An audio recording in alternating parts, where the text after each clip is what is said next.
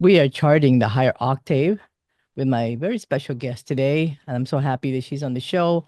MEA FISHER, Hello. DJ, a musician, singer, songwriter, and of course, you were with the Lords of Acid Correct. for a significant long period of time. But you started your career with as a DJ, right? Correct. You had that passion for DJing, and I'm a DJ. I applaud you. I admire women DJs who get out there and make it in the world in a job that's a talent that's like occupied predominantly by men, right? I know. I know Yeah. much respect for you and your and Thank you. yeah. I did interview Inesh. I don't know if you Oh, met. yeah? Yeah, like a month ago. So I have that up on my YouTube channel. I'm a big fan. We did Yeah. a release party for his song for his album. Yeah. Dance Hall Push. I'm Yeah. on that. I'm on a couple of tracks on that. Right, right. Yeah. Yeah. I actually play that quite a bit in the club. I'm so sick. Yeah. Yeah. Yep. Yeah. I love him. He is probably one of my favorite, if not my favorite person on the planet. He is so professional, sweetheart, vegetarian, doesn't drink, just solid, cool dude. I I really, know. really respect him. Yeah. Yeah. I'll have to look at that interview when I'm done Yeah. here. Yeah. We mentioned you as well in the interview. Yeah. So anyway, I just wanted to talk a little bit about how you started your career as a DJ, which is really admirable because I know you started out with electronic music and the scene and just to make it out there actually, where a lot of people don't. They don't really go very far with what they're doing, even though they have a passion for it. But I know you did, and you were born in Missouri, right? Kansas Right. City. So Right. what made you wanna how did that all started being a DJ? I was dating, we lived together. I was dating, it was right after my dad died of brain cancer. I think I was 19 or 20. Maybe I was even 20. Yeah, I was 20. Um, but I fell in love very quickly, thank God.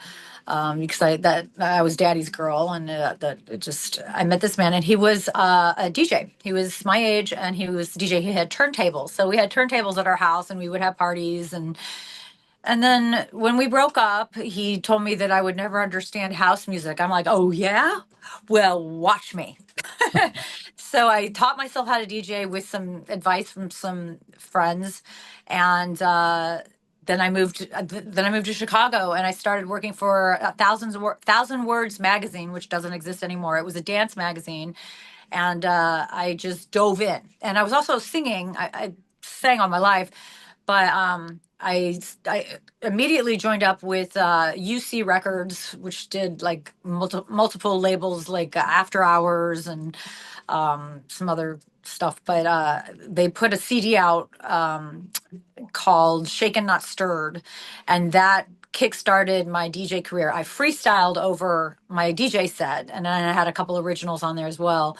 And that was kind of like a thing that set me apart, was because I was a singer and a DJ, and I would always have a little mic on my, like a headset, unless I had a, like a handheld mic, but usually it was on my head. And then I lived in Chicago. I moved to Chicago. I lived in Chicago while this was all happening, and then 5 years there, I met an agent out of San Diego that said that he wanted to represent me and that I should go to LA. And then at the same time, there was a producer in LA that wanted to work with me and sing on one of his albums. So I'm just like, okay, Is that I think Sparrow? I need to go to, yeah. Spiro was the producer in Chicago. He did my very first song on UC Music. It was called Better Day, and I thought my vocals. I thought I sounded too green. I guess I listen to it now and it's like, that's me. Wow. But yeah, no, it was a lot of fun, and I still talk to Spiro today. He's a good friend, and he comes to all the shows and stuff. But yeah, so I moved to LA and DJ'd for about a decade until everything went digital.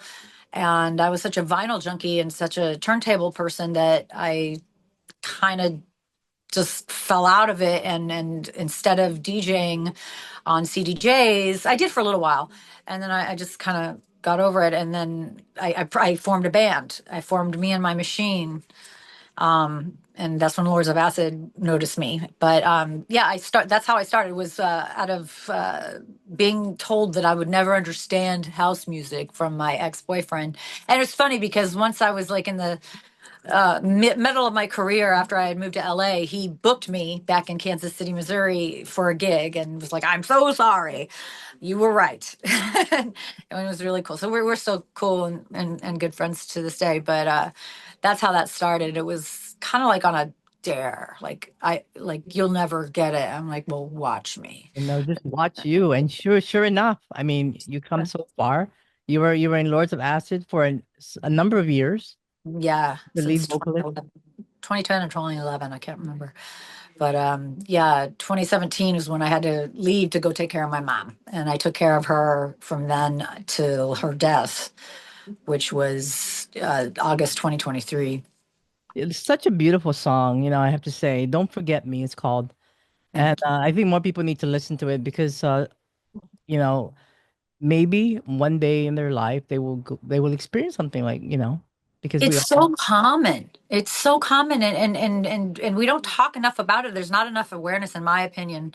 And a lot of us are going to get it, and maybe there'll be preventative cures by that time, or more things that we can try, experimental drugs. But right now, what is out there is so expensive, and the average person can't afford this kind of treatment. That's just, for the early stages. What about people that are in the mid to late stages of dementia and Alzheimer's? It's like they're doomed.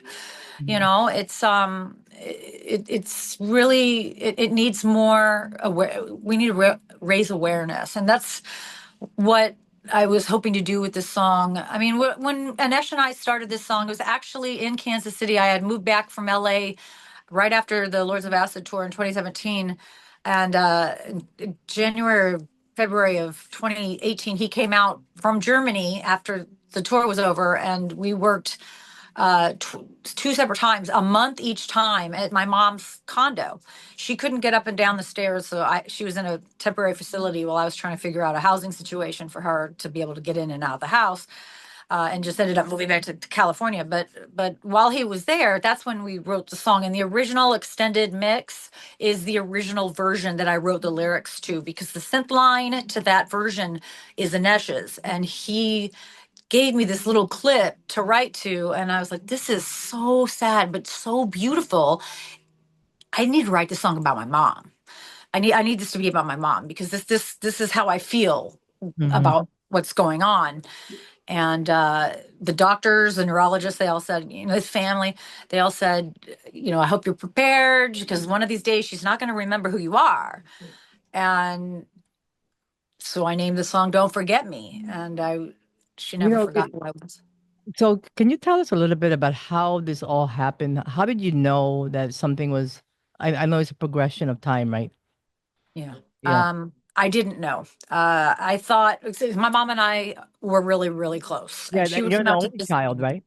I'm an only child, Yeah. and she would come visit me in LA all the time. She came out when I lived in Chicago. She came out to Chicago all the time, and she wasn't returning my calls uh, for a couple months, and I don't know. I thought she was mad at me. I didn't really understand. I figured if something had happened, somebody in the family would call and tell me or whatever. But I didn't know. I didn't know. So I booked a ticket to come back to Kansas City, and actually I stopped in Chicago first to see some friends, and I was going to extend my stay in Chicago a couple of days, and then I get a call from my mom's sister. She's like, "No, you need to come home now. You need to come home right now, because we have an appointment with a lawyer." And I'm like, "What are you talking about?" And this was like to sign all this stuff to be POA of my mom. Nobody said. I didn't know. I didn't know what was going on. And I walked when I didn't extend my stay in Chicago. I went ahead and took my original flight from Chicago to Kansas City. And when I walked into my mom's apartment, I felt like I was hit by a train. Seeing her, she had lost so much weight, and she was just pale, pale white. Her cheekbones were sticking out of her face. She was a mess. The house smelled of cat litter. She wasn't taking care of the cat. And apparently, none of my family members that lived within driving distance of her could have helped her out with that. They didn't even bother telling me anything was going on with her. Um, it was life changing. And she was taking pills for Parkinson's. And I called her sister up and I'm like, what's going on? You want to tell me what's going on with my mom? And she's got Parkinson's now. She's like, well, we have a neurologist appointment next year. And I'm like, oh, no, no, no, no, no, no. I will have a neurologist appointment within the next week. And I had one within 3 days, thanks to one of my a friend of a friend who knew a great neurologist. And we went in and he told me this is not Parkinson's. She has had a multitude of strokes and it has led to dementia and onset Alzheimer's, and you need to prepare. And I wasn't prepared. I had no idea. I thought my mom was mad at me. I thought maybe she was just going through something or just was busy and would get back to me. None of my family members cared to tell me. So I'm not close with any of them at all, mainly because of that. And it just was really sad and really shocking, and it knocked me down. Why it swiped me off my feet. I couldn't believe that no one had told me that my mom was sick or had anything going on with her. I mean, it was clear just by looking at her, just walking in the door before I even saw her. I knew something was wrong. I could smell the cat litter. I mean, it was just so Sorry. awful. But yeah, so we put her, actually I went through two different places. The first place, I guess I was in the denial stage that she was really that this was really happening. I didn't want to believe it. So I put her in a temporary facility and then I moved her right out into another one that I thought was better. Like I just didn't think anything was good enough for my mom. And they're not good enough. I Like know you and I were talking what you prior mean. to recording, Yeah. taking care of family members. They live longer, they're not neglected. Mhm. It's just better, and those facilities, there's just so much neglect. Yeah, there's so And many. I can tell you horror stories about those places. oh, Yeah. I know. Oh, I believe me, I know. And that was so yeah, it came to the point where I wanted to move back to Los Angeles and I talked to my mom and explained to her, would you like to come with me and live your days out in the sun? We'll go to the beach every week. And, mom, I'd really like for you to come with me. She's like, okay. So we had a big going away party. She didn't remember half the people that were there. And they were very upset and sad and they didn't understand. And I still didn't understand. But like I said, I was in the denial stage. I was in the denial stage until a few months ago. Even after she passed away, I was still in denial. I just didn't want her to give up. I just didn't want her to let it win her over. And it got to the point where it absolutely did. And but she never forgot me. She never forgot me, which was Yeah. such Great. That's beautiful. That's yeah, beautiful. She didn't thank you. forget you. Because I know how it's hard, when somebody you love forgets who you are. And I've known people that have experienced that. And yeah, it's difficult. I worry about that each and every day It would sometimes. have killed me. I don't know how I would have handled it. I think that would have been the reality of this is actually really, really happening if she doesn't remember. So that's probably why I never got over the denial stage for so many years because I was just trying to believe that as long as she remembered me, she's not sick, you know. Yeah. but Yeah. but she was, and but she didn't forget me. So it was a blessing. Maybe the song, writing it down and singing it and putting it out there. I don't know. Maybe it helped. I don't know, but. So when you made this song, when this whole thing was this after or during the whole time? This was after she was diagnosed, and this was after I went on tour and after I had moved back to Kansas City to Mm. take care of her. And Anish came twice, like I said, a month each time to her condo in Kansas City. And the first time he came, he played me a little clip of this synth line that's in the song. And I'm like, this is about my mom. I got to write this song about my mom. This is sad and beautiful at the same time. And Yeah, it's very beautiful. It's thank you. very beautiful. And thank Anesh too, because I that's what know. Yeah. motivated the lyrics. You know, I know there's so many different remixes of this song. How many are there?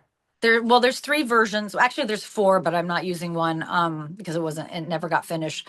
But there's three out right now. There's the original extended version or the original extended mix that Anesh and I originally did. It's long, it's like 7 minutes, but it's the best one in my opinion. There's a mix by Nero, Joseph Ray of Nero. He did an amazing. It's kind of like EDM, not like electronic, but it's kind of break beatish, but it's still slow and beautiful. That's Anesh's favorite. And then Neil McClellan he does like the Prodigy and stuff. He did a version of mine and Anesh's stems, our musical parts, and had Bjork's. I don't know if you know who Bjork is. She's my Yes. favorite female Of vocalist. course. Mhm. Uh, yeah, well, a lot of people don't know. But her orchestral director and producer Matt Robertson redid my string section. He did all the strings on Neil McClellan's version, Oh my God. You know, which I don't have those two. I need to have a copy of oh them. yeah, they're great. Oh, they're so good. They're so No, good. They're all unique and different in their own way.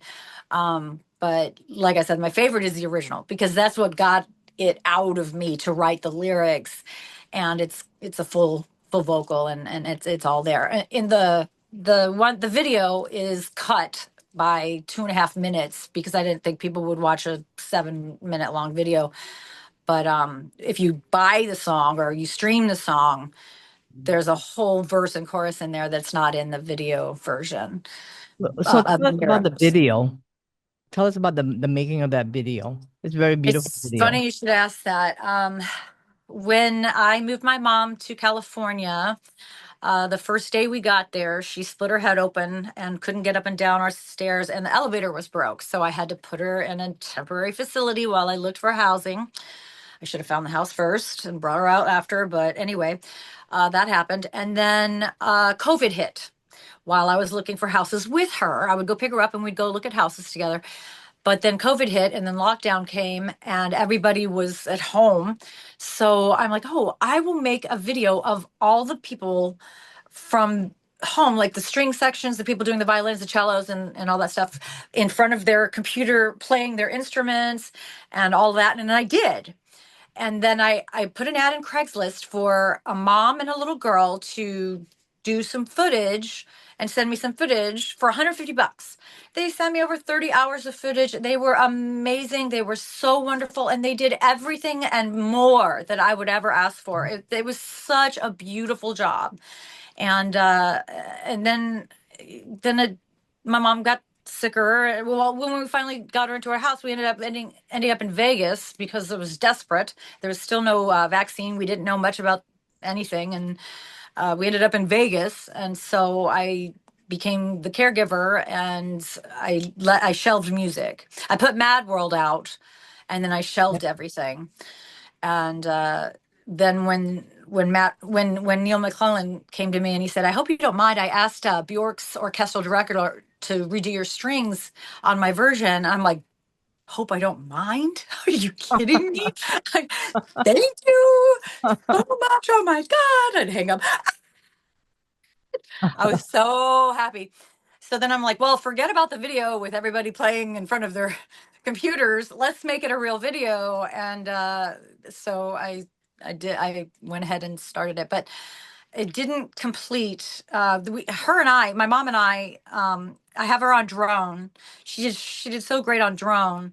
And she was like, why'd you hire somebody to play you and me? Why don't we play you and me? And I'm like, is my mom really sick? It was like, so sometimes she would just shock me with some of the things that she would come up with.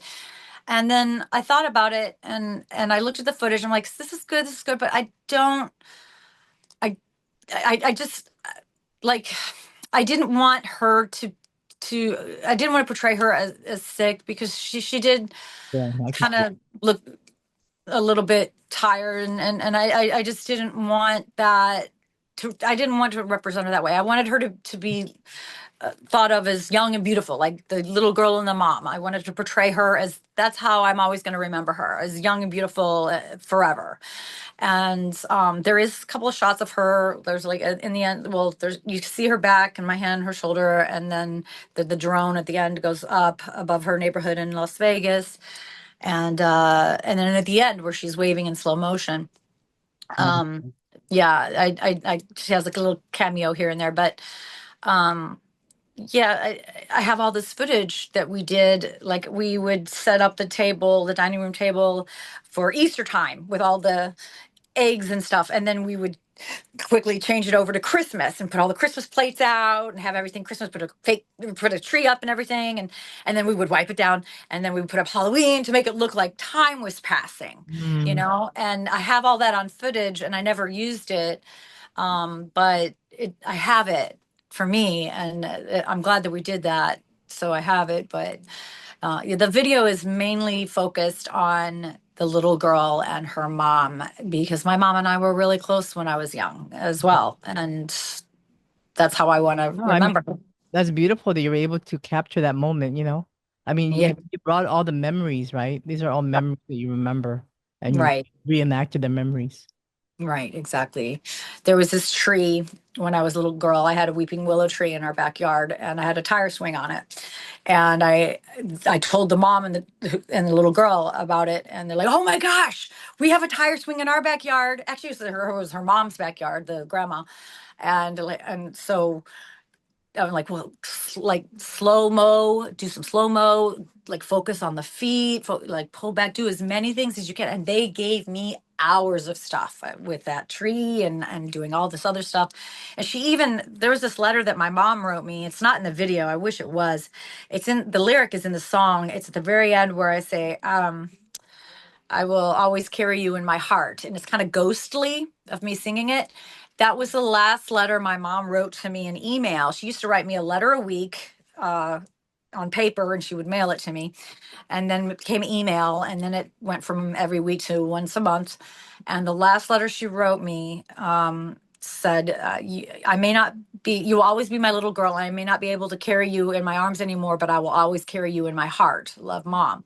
So I Oh, used that vocal, and the mom and daughter, like, she recorded herself writing that in an email, and her husband was the photographer on it, or videographer, and zoomed in on it. But there was screens in the computer, so I did like, or there was like lines in the computer screen, so I didn't use that. But I want to explain that because it's important to me why that lyric is there and why it's ghostly compared to all the other front and center vocals. oh wow. Yeah, they did a Oh, lot. yeah. I'm going to take a look at that video again now that you mentioned all these things and look at every single thing you mentioned because that is such a beautiful story. I mean, I'm so glad you're able to do that, you know. It's a memory of your mom. Yeah. Beautiful. I don't know if she really understood because I didn't explain to her what Don't Forget She Me knew. She was knew. about. I just told her, this is the song I wrote about you, Mom. Yeah, she And knew. she's like doing the drone. She's like, what is this? She didn't know what a drone was. She'd never seen a drone before. And I'm like, this is just for the song I wrote about you, Mom. And you're doing great. You're doing great. And the guy who had the drone was so kind to her, and it was a good day. And I've got like all these takes of her on the drone, but she didn't get to hear the final versions of any of the songs. She heard some parts of some, but I don't know if she really understood because I didn't want to tell her. It's because you don't forget me. It's because your memory's going, and I didn't want to say that to her. You know what I mean? I didn't want her to tell her, well, one day you're going to forget me. So I wrote this song called Don't Forget Me. I never said that. I just said it was a song I wrote about her and how much I loved her. Mhm. And she got that. She Yeah. got that. Wow. Well, that is extremely that's a beautiful story and thank you for sharing that. I know it might probably a little bit difficult, but but thank you for sharing that. Sometimes it helps to talk about things. I love talking about it. I'm glad somebody wants to hear about it because I'm an only child, and I kind of, I'll be honest, I did turn away from my family when that went down because they didn't tell me and they didn't help her. And had I known, I could have come home earlier. I could have gotten her into a neurologist earlier, and I could have Mhm. maybe had some strokes uh, not happen had someone just told me. And they all knew, and they just one of my cousins said, "Oh well, her sister just thought that you were busy and that you just didn't have time." I'm like, that is ridiculous, and I just don't understand why that happened. So yeah, it's difficult. And when you talk about it, because I don't have anybody to talk to about it except when I do these interviews or Ranesh, he knows he saw my mom, he met my mom, he Oh, helped me. But a great guy. I mean, that's beautiful for a friend to actually want to help you do that, And so such creative artists to be a yeah, part of, it's hard for people to be a part of people just don't care. Some people just don't care. They only, but for him to actually give his time to do that for you, that's special. yeah, it really was, and I really appreciated him for that. And he kind of cleared the path for me to realize how bad those facilities are. Very Um, bad. Hawaii yeah, has them, and I tell you, they just don't care. I mean, they there's lawsuits and people complaints, just neglect, neglect, neglect. neglect. And Yeah, people, the only person that really, really gonna care for somebody is the person that loves you, I mean, they really will do their best. And that's the truth, yeah, you know. yeah. I agree. I agree. But even doing I felt that between me and another caregiver, we were her best chance of making it. We were a power team, and it was. I mean, it was me for alone for a long time, and then I finally got somebody approved to be able to help me. And compared to any facility, we were way better Oh yeah. taking care of her than any facility. Nothing's good enough for my mom. Nothing, not even me. But we were the best Mhm. for her. And For her. being a caregiver it's not easy, No, it's a labor of love.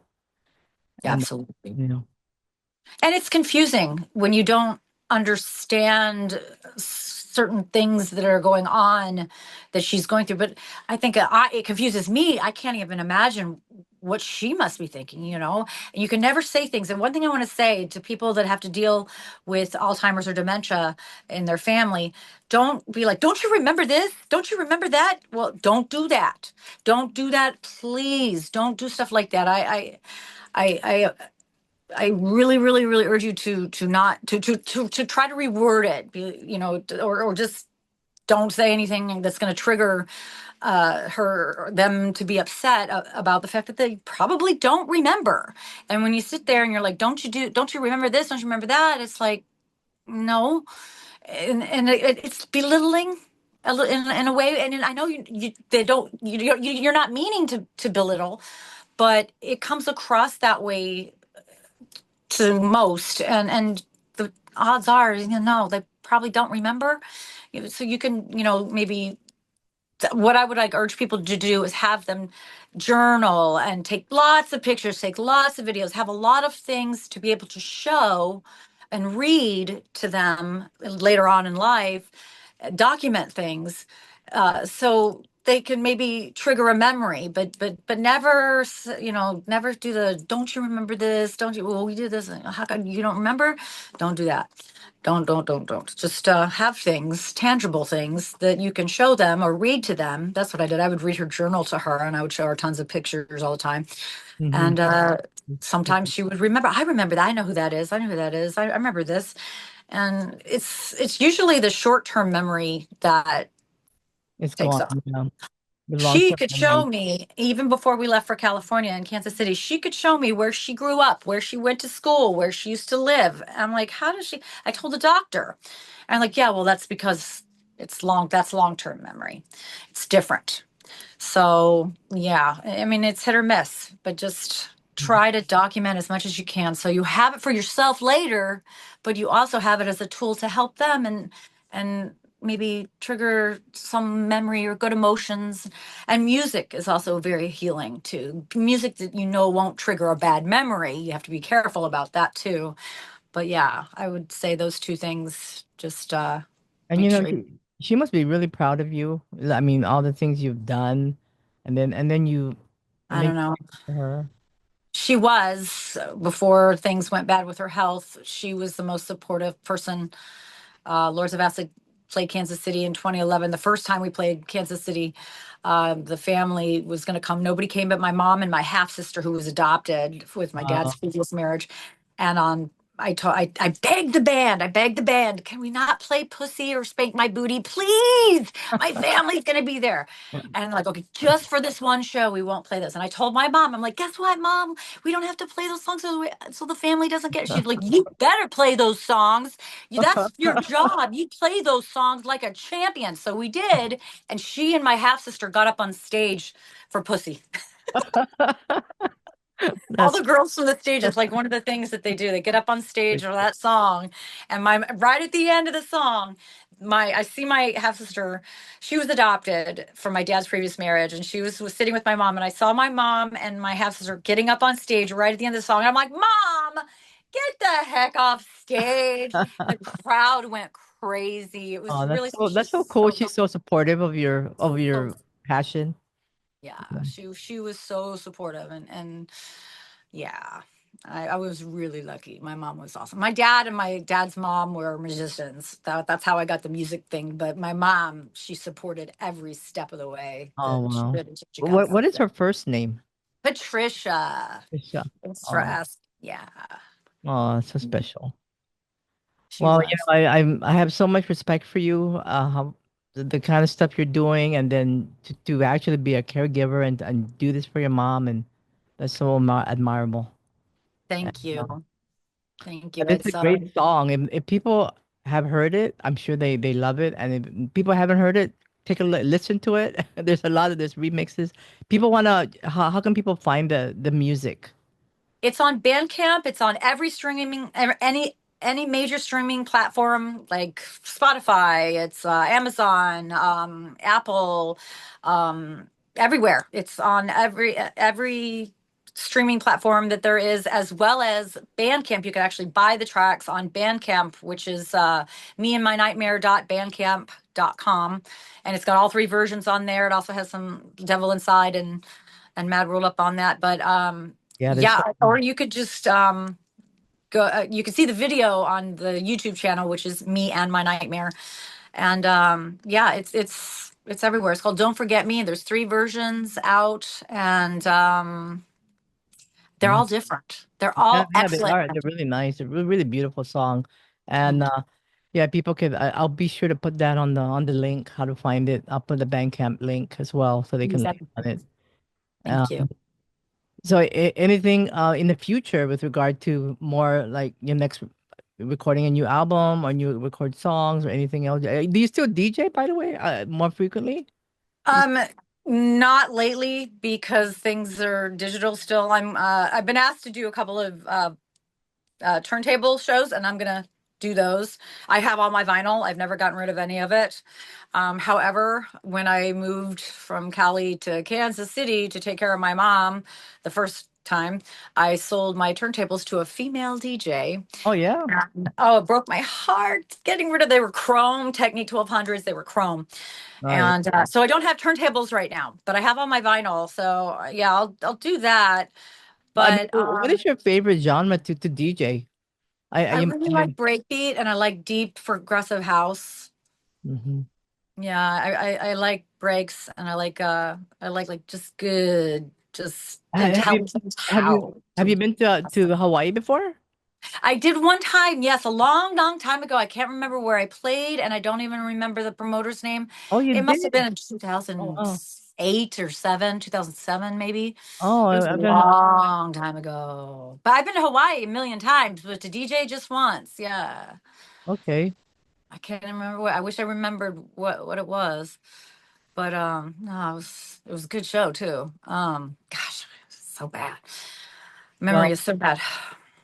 But yeah, no, me and Anesh and I wrote over 10 songs together. And a bunch of my songs I already had, I had him add his vocals to that made him 10,000 times better just by having his vocals added. And so an album will be coming out on a label. I've already met with a few, and we have a few more to meet with before I make a decision. And then the album will be released, and then there will be a tour. Okay. So this year? This is this year? 2025. Okay. Yeah, Well, we gotta have you back on the show when that album comes out, to talk a little bit more absolutely. about it. And Absolutely. Should have Anesh and us, like side by side. yes, for sure. I had him on the show before. You Right.